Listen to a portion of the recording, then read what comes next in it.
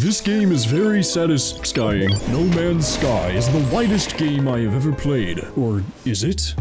No. With worlds upon systems of cool planets, exotic creatures, and police brutality, and it all hinges on the procedurally generated selling point of being incredibly math-sized. See, they use math to remind you how futile your endeavors are. This is my favorite existential crisis, developed by a man with nerves of steel.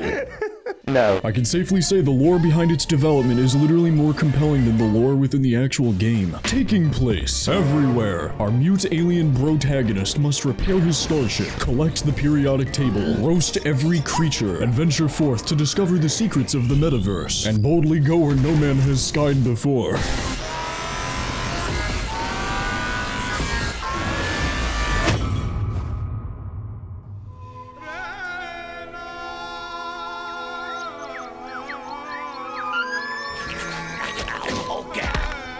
Speak. Fuck. Good boy. Oh, Jesus. Beginning where the game starts, we wake up in quite the daze, and this place is really cool. Well, actually, it's fucking freezing. It's like a bra moment, but without the First, you have to collect some basic materials for life support and hazard protection. Luckily, I freeze my hot water for later, so it shouldn't be much of an issue. Extreme cold damage detected. Okay, Cortana, I get it. It's cold outside. You don't gotta keep reminding me. Just let it go. One of the first things you may notice about this digital experience is how massively enormous it is. So you're telling me that point A, point B, and every gold-encrusted poop stalk in between is accessible from the very start? What? As well as the bastard plants? There's also these crazy-looking animals flying across the sky. Some of them are even bigger than the others. I'm gonna call these ones the whale variants for right now. What? Journey? Oh, never mind, it's just my Fitbit acting up again. This thing is batshit insane. Oh, damn. This thing is batshit insane. I hate this game. I approach the flying creature's nest to observe their mutualistic relationship with the, Zelda fans. After enough time passes, I discover an injured starship. With enough resources, I'm able to nurse it back to full health. And thus, the game's true nature is revealed.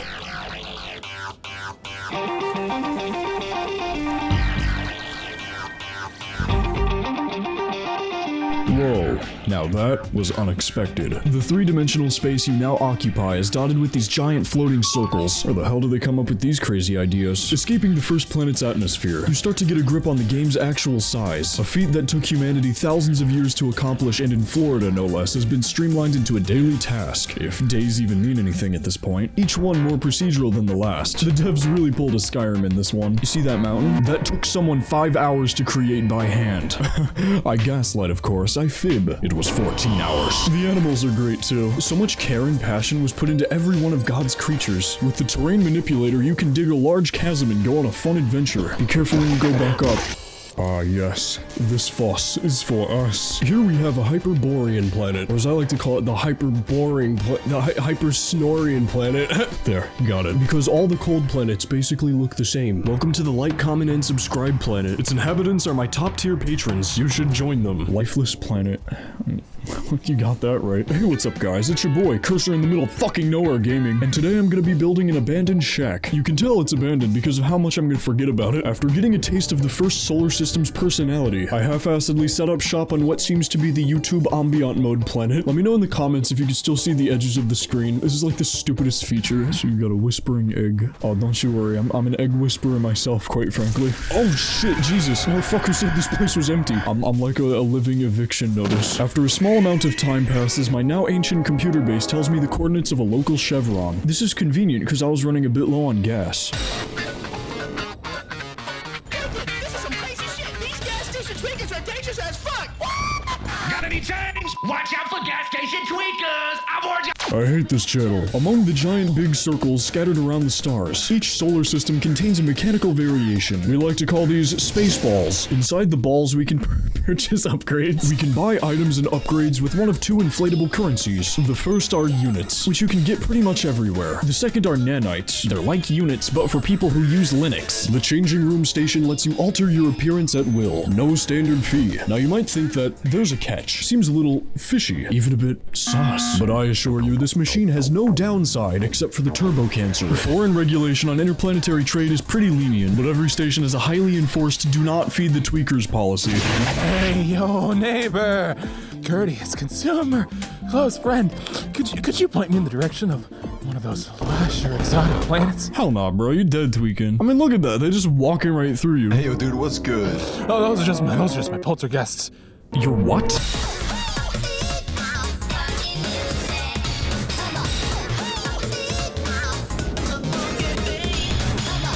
Within the deep depths of the sky, an omnipresent Keter-class anomaly can be summoned at your will. This bigular black orb functions as a hub area where you can invest into further upgrades, go on engaging space missions. Yo, I found someone's base. I'm gonna see if I can steal from it, as a form of protection. Dude, you're gonna get called for griefing, dude. Oh, you're right. Don't do it. I'm gonna report this as offensive. It's offending me that I can't take anything and converse with gamers. Are you guys going trick-or-treating? Suck my fucking ass, you goddamn stuttering fucking parent! We also get to meet a colorful cast of Star Wars deep lore creatures. I know they probably all have names, but I think it's funnier if I just refer to each of them as Glup Shudo. And this of course brings us to our beloved Catholic priest entity, Nada. Actually, I'm Reformed Orthodox Rabbi Bill And our amazing film director, Polo. Guess what? What? Being a Task Squad is not just an action show. They have their own 2 new theme songs. Whoa. This is why I got a big ass house, a big ass cars. Holy shit. Holy shit, we go to NASA, man? Bro, that's insane. Oh yes, also, we're gonna use some science equipment and we're gonna have lots of science words. Dude, that's freaking crazy. That's awesome. The system of outer space. If Deska Squad did not bring, if they tried to take it in Hey, the so source do you have... Yeah, no, I've got no idea what the fuck he's talking about. Okay, gotcha. So, Interloper, there's been these weird anomalies cropping up around the stars, and I want you to investigate. Things are not what they seem, and seem are not they what. The fuck did you just say to me? The big circles in the sky are becoming unaligned. I have a feeling it's due to space star ordering, an ancient species philosophy that explains why everyone thinks the universe revolves around them. I feel like I'm being called out. Okay, so where to next? Oh, see, it's very simple. Just chuck yourself into a black hole. For real? You could just do that? I don't know. Good chance you might just die too. I've been sending out everyone who visits into those things. That sounds extremely irresponsible. Okay, but wait. Hear me out. Hear me out. It's really funny. I mean, if you say so. The Sneak Attack Squad Associate offers us some coordinates to the nearest science YouTube channel to let us know precisely what's gonna happen next. We'll know that we're never going to escape and that our lives are pretty much... Everything's gonna be fine. Now I know that might have been a little confusing, so I prepared a quick presentation to portray how traveling through wormholes works. Okay, so basically you got one point right here, at one point in space, you got another one right here. So you take it and you fold it like a paper and oh shit. In summary, the police know that we fast traveled and Amber knows what my car looks like. To prevent these problematic circumstances from seeing the light of day, we have to locate a planet with ideal factors, but it won't be easy. We've already been to Iowa planets, empty barren balls with little to no atmosphere, but perfect for growing vegetables. I swear I'm doing this shit for the economy. But on the other end of the fun spectrum we have...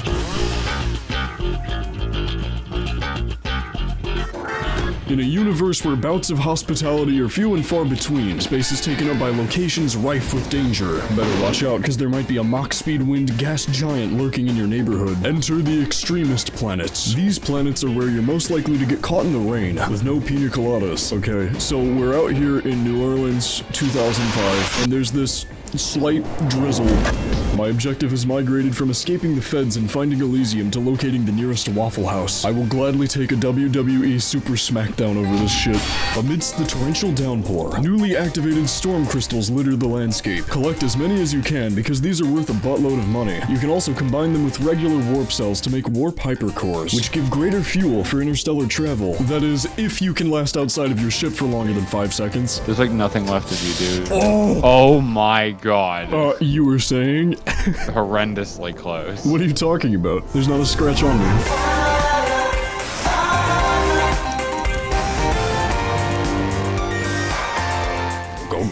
Go. This is easily the most immersive planet genre because it accurately simulates what my laptop feels like. Allegedly, this game has tornadoes in it, but in stark contrast to where I live, I could not find any, so have some Storm Chaser footage instead. Okay, yeah, out of the 18 Busquillian planets out there in the Gigaverse, I think we can safely check these ones off on the list of uninhabitables. Sometimes throughout your travels, you'll come across these large freighters and have the opportunity to speak to the captain. Yar, me ship's insurance claim is a lot higher than I purchased her for, yar. So the captain generously gives me a free tank of gas and a lighter. This should definitely last us the whole trip. On the freighters, we can build new command centers and advanced mineral processing. This allows us to automate the creation of awesome substances, such as blue. Like I told you, I'm doing this for the family. Oh, and can't forget about the frigate system, where you can board your own adopted ships and send them out on daring conquests. I'm the best leader. Gotta get into that suicide mission grind set. I know freighters can be ethically ambiguous at times, but at least I'll never have to face the consequences of my own act. Got any idea how fast you were going? No, officer, it's hi, how are you? Whoa, now, listen. Just gonna need some ID. Let me check. Sir, this is a Rock Band 2 Circuit City gift card. With your name on it. You know, bribing an officer is illegal, right? What do you mean, illegal? I feel just fine.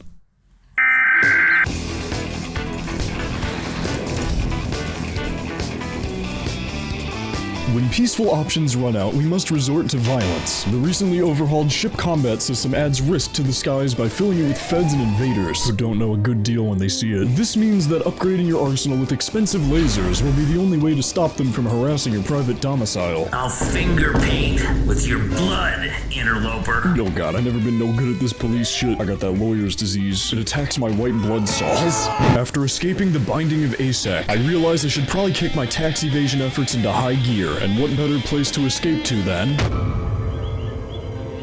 So far, we've discovered plenty of neat planets, even though some may roast us and hurt our feelings. This first song is called A World on Fire. But now we finally get to look at the excuse me what planets. This is so weird, core dude. A highly strange step. Exotic planets in No Man's Sky are the end result of H.R. Geiger trying to follow along with Bob Ross. Bro, I never should have smoked that shit. I can guarantee you there ain't no happy little accidents around here. This is what we like to call a fucking mistake. Oh, hello, friend. I wasn't prepared to have to swap out my SIM card. I'm gonna nickname you Dinkus McClinkster. I hereby name the Horizon Zero Don't. Number 14, The Walker. What the, actually, okay.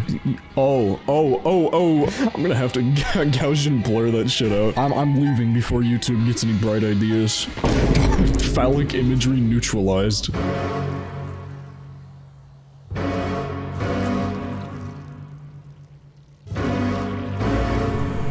This is a living creature moment. Quite organismic. Very bubbler. Whoa. Shell City dead ahead. Sometimes really cool shit happens, like planets dimensionally merging into each other. Things are not quite right on the y=2x planet. Look at that, it looks like 2 balls in a bong! Deep into the Goldilocks zone, we discover the room temperature planet. It feels correct. I can't tell where my skin ends and the air begins. Across the street, we have its simultaneous neighbor, the room temperature IQ planet. This is where all the dumbasses live. It's full of morons. The local flora, known as the chump trees, secrete a sticky sap that makes everything stupid.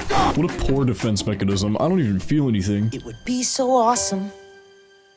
It would be so cool. Wait a minute. No matter how lonely you feel in this infinite vast universe, just know that the Amazon Sentinels are always watching you.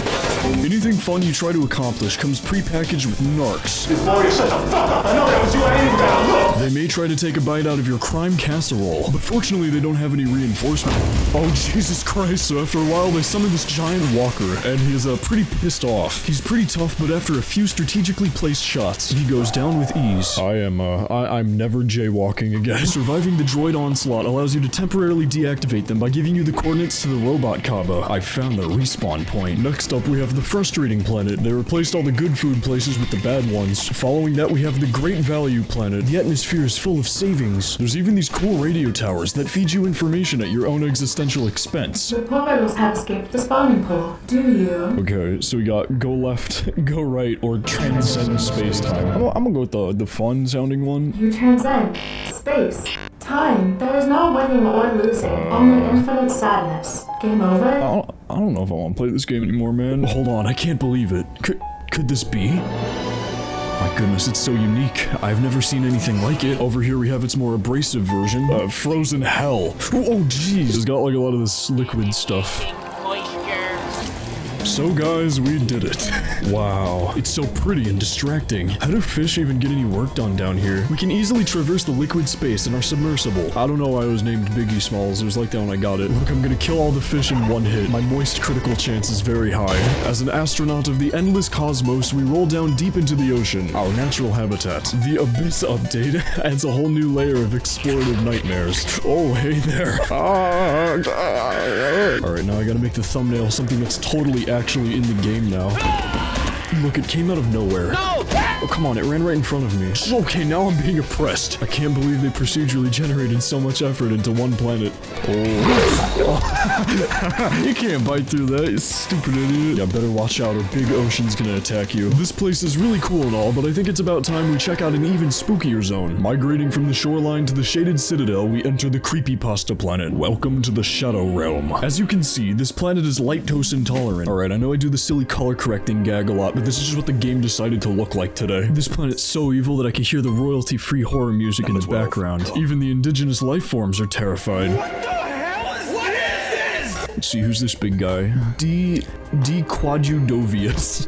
These are like names that I would come up with. I found the churro subspecies. Collect milk. Do I have to? Bro, I'm fairly certain I'm in the wrong place. It's been dark in here for like a long time. Do you know where I am? Do you know where we are? No, I'm fucking scared. This bizarrely dark planet is very special, as in it's in the top 15 planets that will make you scream. And number 4 will shock you. Whoa. Hey. Where? Why? Stop! This is the bordered planet. It's got like a frame around it. This is the breast cancer awareness planet. I got a free ribbon for visiting. Here's the Arizona green tea planet. Only 99 cents per landing. A couple hours after drinking, we find the urinary tract planet. I am not altering the colors, I swear to God. Wait, what? Whoa! Oh my god! What the? Best be on the lookout when exploring, because sometimes planets may be harboring an Alaskan tapeworm. Literally not even 2 seconds into landing. Oh my gosh. Fortunately, they aren't very aggressive, but I'm leaving anyway. That just looks painful. I guess I'm pissed to meet you too. Luckily, we can escape the giant worms on our idiot mobile. You know what they say, work harder, not smarter. Don't mess with their cousins though. Fuck you said to me, you little shit! The Starry Night planet is so pretty, like it's one of my favorite areas. It's so breathtaking that Neil deGrasse Tyson just swooped in to tweet out several reasons why it isn't cool and you shouldn't be having fun. Once you've had your fill of scouring the galaxy for a planet that doesn't want to scramblize you, you can interact with the game's 4 main alien races. The first race you can even create yourself, along with the many base building options that give me a headache. Use your exocraft to speed through the various checkpoints. Let me know in the comments what your fastest time is. My record is 13 seconds, and 20 minutes, and 36 hours. I do plan on finishing. Dude, those animals are so fucking funny, they make me want to merge without looking! The second alien race being the Viking, are a proud yet brutish warrior race who like to challenge people to boxing matches over the internet and face paint. This feels racist. Barely clinging on to monetization, I PG-13 my way into a shelter so I could have a family-friendly interview with the lobster-looking one. Question 1. Are you a gamer? No. Oh, thank God. Although I do play this one game called Word Farm. Question 2. Can your chair do this? How the fuck are you doing that? David Blaine is my second cousin. Question 3. Wait, you can't just switch. Who are you, and how did you get in my house? Look, man, I'm doing 2 at once now. Just let me stay. I need this. Grifting onward, we meet the economically inclined Gek. Hello, interloper. It is I, your iconic Frog Tulpa. I offer plenty of merchandise. First one's on the house. After that, the rest are free. Greedy bastard. Us Gek have been in a Cold War-like standoff with Korvax Prime for thousands of kilometer years. See, our tadpole spawning pools have been encoded with a Korvax virus in retaliation. Retaliation for... maiming and conquering the entire universe. Sounds riveting. And then the robotically inclined Korvax. Citizen, pick up that can. What? Now drink it. But I don't wanna. Chug it, pussy. I don't consent to this. Do the Harlem Shake. One straight cranberry. No, Back into space, we discover a few anomalies like the giant alien contraceptive and the Stellaris colony. What the fuck did you just say? And the intergalactic gaming PC. Ah, interloper. Welcome to the Chapel of ASAC. Yo, it's like that one scene from The Last Jedi. Are you Snoke? Can I kill you? Hush, science fiction spouter. This is real life we're talking about. Now, head up to the data matrix terminals and input the 10 Atlas seeds to reroute the state phasure interface, and grant power to the quantum uplink particle. Your proper nouns are dubious at best. What exactly are you, anyway? I are Atlas, god of the simulation, overseer of the situation, supervisor of the scenario, the big fucking orb floating in front of you. Can you, like, shorten it a little bit? The red jump scare. Okay, that's better. Now I am become Death Stranding, the destroyer of worlds. Collecting an entire plot's worth of materials, a plot that's essentially an unsatisfying visual novel, I start to reflect my overall thoughts on the game as a whole. There's a lot of aspects that I missed, which I consider understandable. Have you seen the size of this bitch? But a lot of it I believe players should experience firsthand. It's a very unique space exploration game, millions of times larger than even, necessary, and can be predictable and formulaic at times. But considering how the developers brought it back from gamer exile, and have even pushed out like 6 updates since I started making this video, I'd say shoot it. I mean, give it a shot. For me though, I may have not found the perfect planet to seek refuge on, but at least I have a place that I can call a shithole. Oh yeah, that's right, there's an ending.